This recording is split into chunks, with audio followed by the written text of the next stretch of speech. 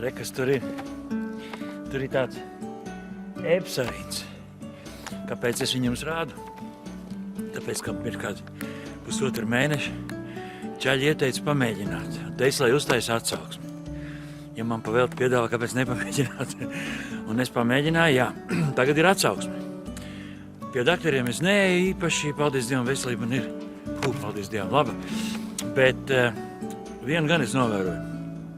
Ir vairāk spēka, gan tagad sniegu tīrot, gan ir kaut kāda mundrāka sajūta patiešām. Un svaru zālē es varu pacelt tiešām pārsteidzoši, bet tiešām mazliet vairāk nekā parasti. Un tas varētu nozīmēt, ka sunim arī patīk. Lācīgi. Tas varētu nozīmēt to, ka tā lieta veči darbojās patiešām. Tas nav apmaksāts pasākums. Tiešām man lūdzu novērtēt, es novērtēju. Tiešām iesaku. Braucam.